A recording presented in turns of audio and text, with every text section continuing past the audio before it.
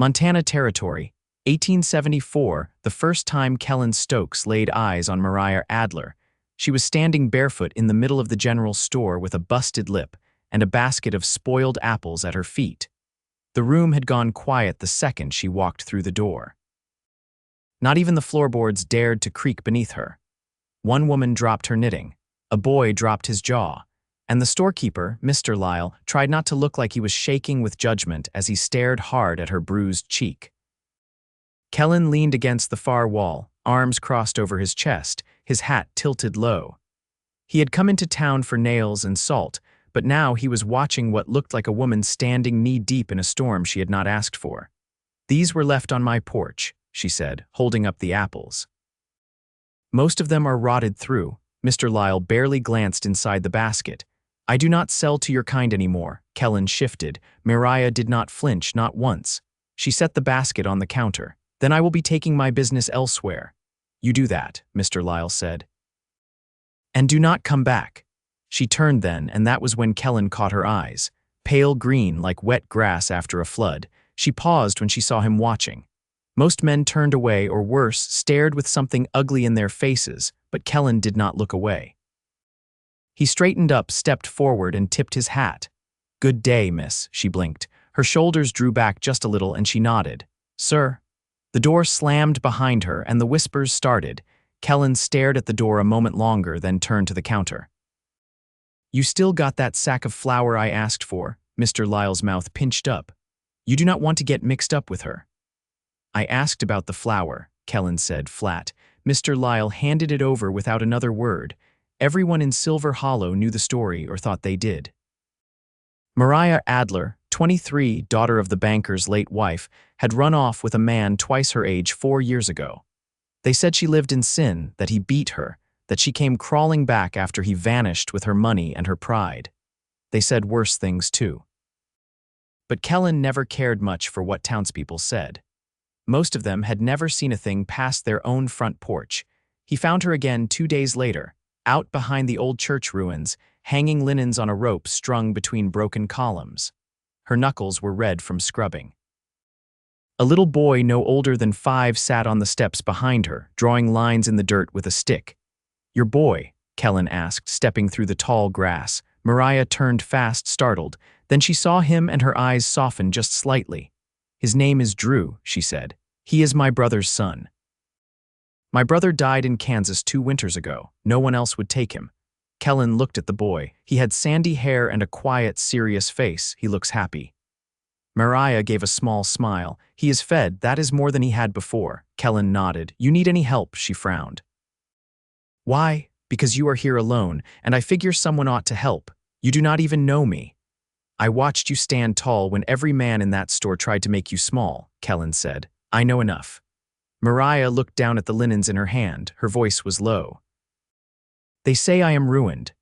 "Well," Kellen said, "I do not listen to cowards." Mariah blinked fast, as if she was trying to hold something back. Then she gave him the clothespins. "Start on that side." Over the next few weeks, Kellen kept showing up, sometimes with firewood, sometimes with salted meat or a hand-carved toy for Drew. He fixed the broken hinge on her door, replaced the 2 cracked windows. He never asked for anything in return.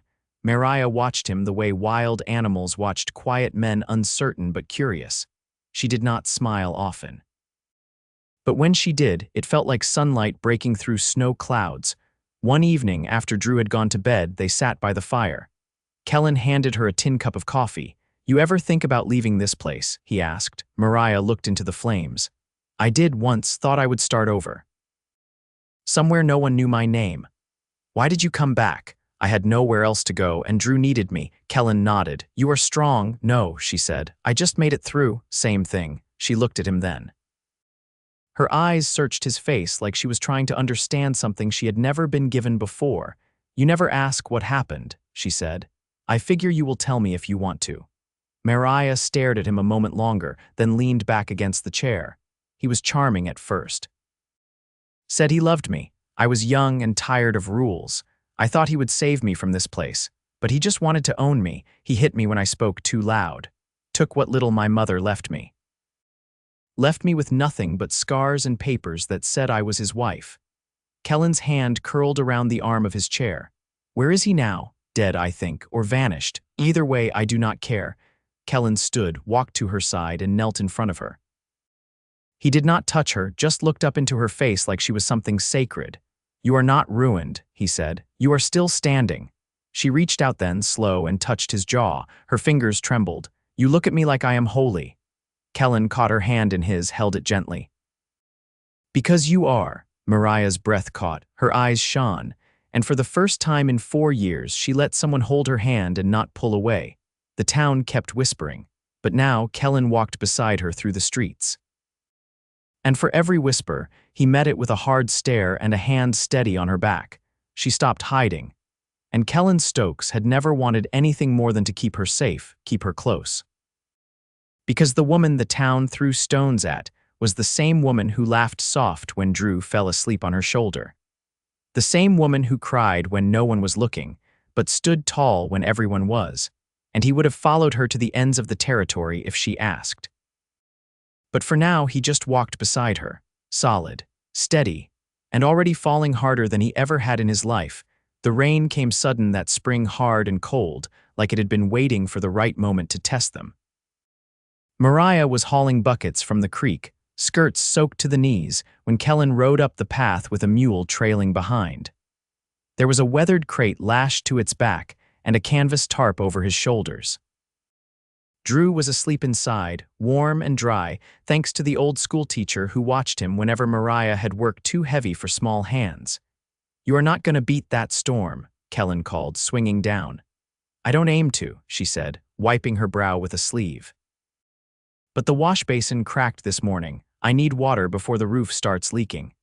He stepped beside her without asking and took the heavier bucket. His boots sank into the soft earth, but he didn't seem to notice. Mariah glanced at the mule. What's in the crate? Floorboards, he said. Pulled him out of the old mill. Figured you could use them to patch that corner near the stove. I saw the dip when I came by Tuesday. She paused, her breath catching in her throat. You did not need to do that, I know. They didn't speak again until the buckets were full and the first round of thunder rolled low through the valley. Kellen looked toward the sky. That wind's gonna pull shingles clean off. You got rope. She nodded toward the shed. Coil on the far wall. By dusk, the house was braced, the windows shuttered, and the mule settled under the lean-to. The fire burned low in the hearth, casting long shadows across the plank floor. Mariah stood by the window, watching rain blur the world outside. You ever miss where you came from? She asked, her voice barely louder than the wind. Kellen was on the floor, whittling a spoon for Drew. He looked up, knife stilled in his hand. No, he said, but I remember it. She stepped closer, arms wrapped around herself. I was born in Virginia, she said. Before the war, my mother had a red shawl with silk fringe. She wore it when she sang. I used to think she could turn the weather just by lifting her voice. Kellen set the spoon aside. She teach you to sing? Mariah shook her head. She died before I was old enough to carry the tune. He watched her quietly. The fire snapped behind him, and outside, wind pressed against the door like a stranger trying to come in. She sounds like she was kind, he said. She was. Different. Gentle in a way the world doesn't reward. Kellen stood, brushing wood curls from his trousers. He walked over slow and leaned beside her. You got her eyes. Mariah looked down. I have her temper. He smiled faintly. I've seen your temper. It's worth keeping. Her breath hitched, and she turned her face toward the glass. People still talk. Every time I walk into town, they look at me like I don't belong. I know, he said. I keep waiting for it to matter less. It will. When enough time passes between what they think and what they see. Mariah's shoulders lowered just a little. She turned to face him. You never ask me to prove anything. Kellen's gaze didn't waver. You've already proven more than most folks ever will. She reached up, brushing a curl from her cheek, and something in her posture softened. You always seem to know what to say, she said. No, Kellen answered. I just say the truth. The fire cracked behind them and the storm pressed on. Later, when Drew was curled under a quilt, Kellen stayed by the hearth, coaxing heat into the room. Mariah set a small pot of beans over the flame and sank onto the bench across from him. Why don't you live in town? She asked. His eyes flicked to hers. Too many people pretending to be better than they are. You have family. Not anymore, she nodded, not pressing further. I used to think I needed to be forgiven, she said. For leaving, for coming back, for not being who they wanted. But I don't anymore. You don't need their forgiveness, he said. You need peace. Mariah stared into the flames. I don't know what peace feels like. Kellen reached out, slow and steady, and laid his hand over hers. She didn't pull away. That's all right, he said. I'll wait till you do. Something shifted in her, then not a change, but an opening. She looked down at their hands, then at him, and the quiet between them turned warm. You're not like other men, she said. I don't want what they want. What do you want? Kellen's voice was low, sure. Something honest, something that lasts. Mariah's breath left her in a slow, quiet stream. Me too. He didn't say anything else. Just kept her hand in his, steady as the fire, while the storm passed on into the dark. The first snow fell soft and early that year, brushing the rooftops and paling the foothills before October had fully settled. Kellen came up the hill with a sack of dried beans and a folded quilt under one arm, his mother's stitching still strong after 15 years of use. Mariah was outside, sleeves rolled, splitting kindling with the worn hatchet she'd sharpened herself. You're early, she said, pausing mid-swing. Storms rolling down from the north, he said. Figured you'd need more than what's stacked. She wiped her brow with the back of her hand.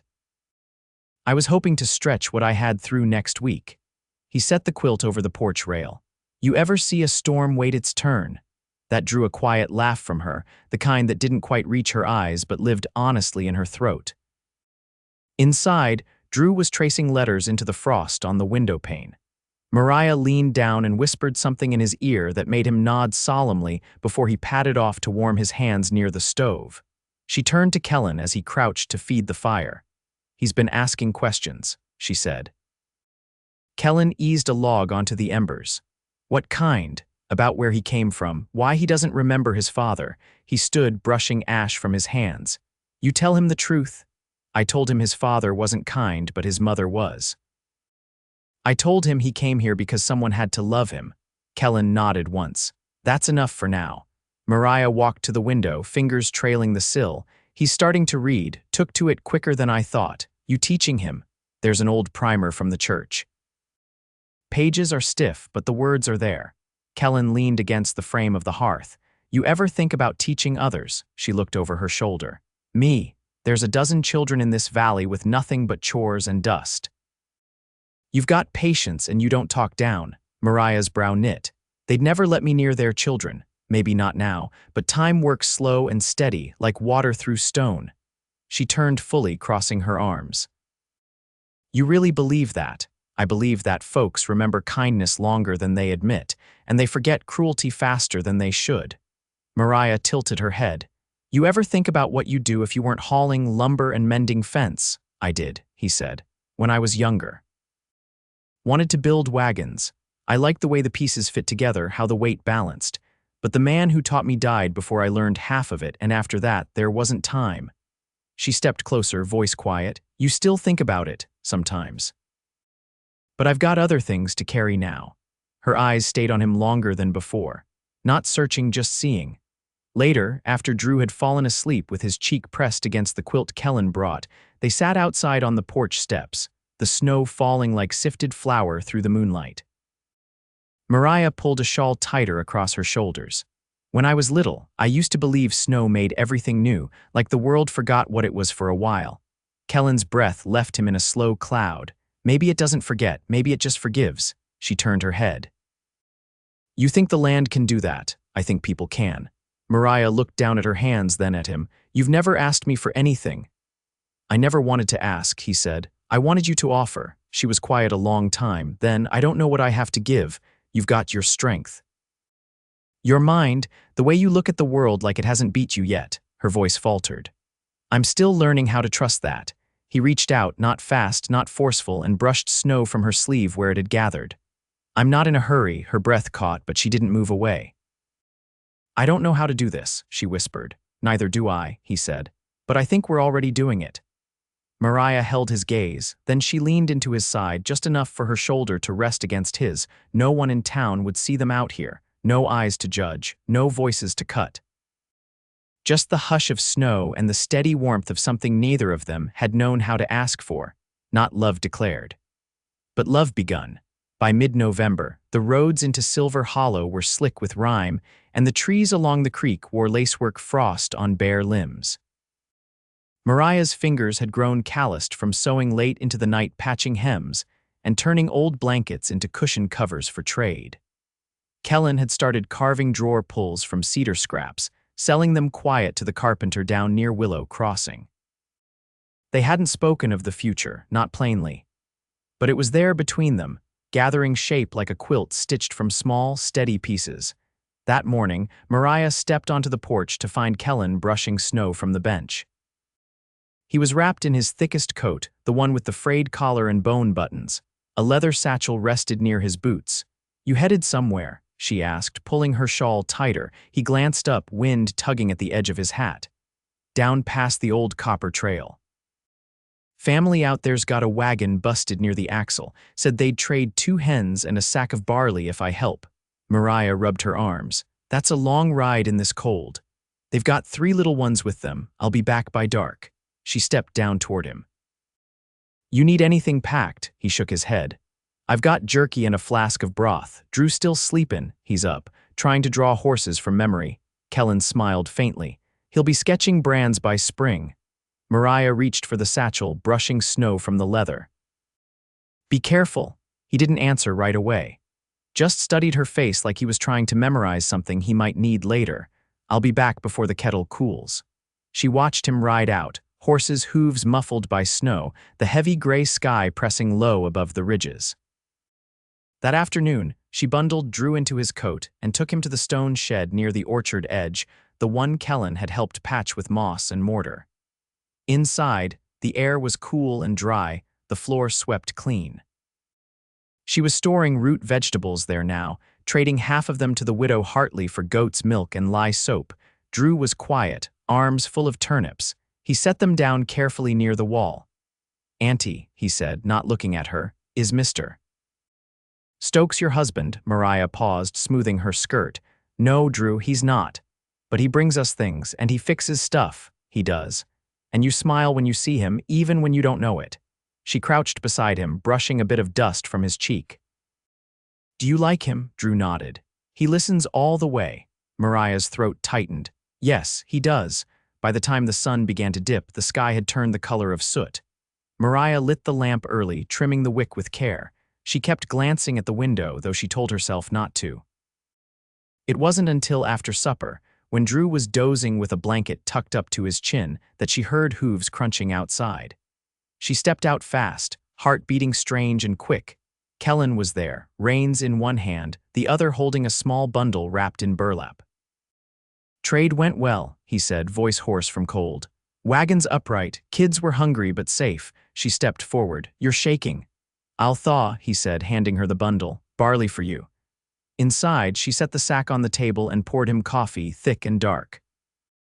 He sat near the stove, boots steaming, coat hung over a chair. After a moment, she said, "You didn't have to ride out there, I know.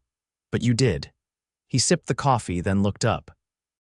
"Because I know what it is to be stranded with no one coming." She sat beside him, her skirt just brushing his knee. "Do you always carry other people's burdens?" "Not all of them," he said. "Just the ones I can lift." The silence between them held no weight now, just warmth. Mariah looked down at her hands. "I was thinking earlier, maybe I could teach a few of the younger ones to write letters. Start small, quiet-like." He leaned back. "I think that'd be the best thing this valley's had in a long while." She looked at him then, fully, the firelight catching the edge of her jaw, the faint line near her temple that hadn't been there the year before. "I'm not afraid of being seen anymore," she said. "I don't know when that changed." Kellen set his cup down and reached for her hand. "Might have been the day you stopped listening to folks who weren't brave enough to live honest." She laced her fingers through his, slow and certain. "Will you stay?" she asked. He nodded, the motion steady as breath. "If you'll have me." "I want to build something that lasts," she said. "Something quiet, something that doesn't care what the town says." "You already have," he said, voice low. "You just didn't see it yet." And when he leaned in and she met him halfway, it wasn't sudden. It wasn't rushed. It was the kind of closeness built one moment at a time through weather, silence, and steady hands. Outside, snow fell again, soft and sure, cloaking the fields in white. Inside, they stayed close, the fire warm between them, and the beginning of the rest of their life settling in without announcement. The mountains held their breath through the last weeks of winter.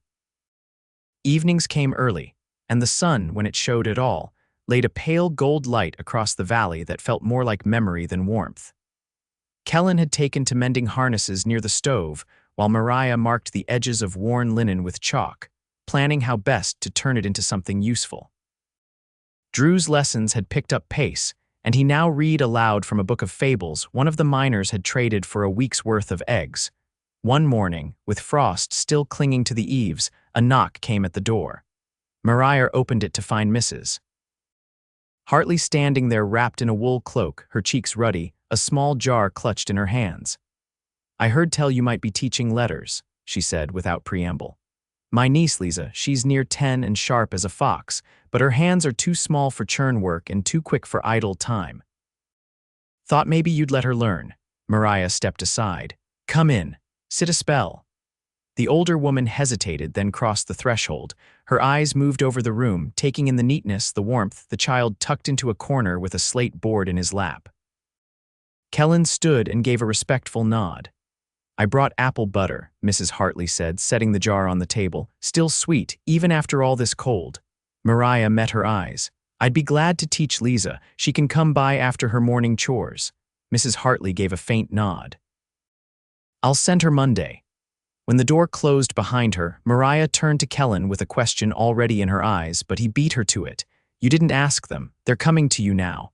Mariah traced her fingers along the lid of the jar. "I didn't think they ever would." He stepped closer. "You changed the shape of things just by staying upright." She didn't answer. Instead, she reached for his hand, her grip sure. "I want to make something here, not just survive it." "You already have," he said, "but if you want more, I'll help build it." The days grew longer. Lisa came with ink-stained fingers and a hunger for stories. 2 more children followed before the month was out, one from the ranch east of the ridge, another from the family who kept goats near the creek. They sat in a half-circle on the floor with borrowed books and slates, while Mariah guided their hands with patience and a firm voice. Kellen, meanwhile, began shaping timber from the fallen cottonwood behind the church ruins. He had plans now not spoken aloud, but drawn with charcoal and measured twice. A small addition to the cabin, a glass pane for the southern wall, and shelves for books he'd yet to find. One evening, when the sky bled lavender and the fields whispered with thaw, Mariah stood behind him as he sanded a length of pine. "Your building," she said. He looked over his shoulder. "Your teaching seemed fair." She rested a hand on his back. "Is it for us or for something else?" "It's for both." He turned then, saw the question in her face, the one she hadn't dared voice since before the snow settled. "I don't want to leave," she said. "I did once, but not now. You don't have to. I want you here, not just helping. Not just passing through." Kellen stepped into her space, slow and certain. "I've never passed through anything that mattered. I came to stay the first time you looked me straight in the eye and didn't flinch." She lifted her chin. "Then stay proper." "I will. If you'll have me." Mariah didn't answer with words. She reached up and touched the edge of his jaw, her thumb brushing a spot just beneath his cheekbone. Then she leaned in, kissed him slow and without hesitation. They married the next week, quietly, under the open sky behind the church ruins. Drew held the rings in a strip of cloth, and Lisa scattered pine needles in their path. Mrs. Hartley made the bread, and Kellen's mule wore an old red ribbon that had once belonged to Mariah's mother. There was no fiddle, no preacher. Just 2 people standing side by side, hands clasped, eyes steady. That spring the land softened. The creek ran clearer. The hillside greened in patches, and the children kept coming, some for reading, some for warmth, all for the welcome they found at the cabin with the glass-paned window. Mariah taught beneath the oak tree when the days were fair. Kellen carved names into the beams of the addition, one for each child who learned a letter under their roof. Drew grew taller, quieter still, but more certain. He kept a journal now, the covers stitched from scrap leather. He wrote about the valley, about the mule, about the sound his aunt made when she laughed beside the stove. And at night, after the chores were done and the fire burned low, Mariah and Kellen sat on the porch with their fingers laced and the world quiet around them. They did not speak of what was behind them. They didn't need to, they had each other. They had the boy. They had a home that stood steady against the wind, and they had peace, the kind that came not from forgetting, but from choosing every day to build something better than what came before.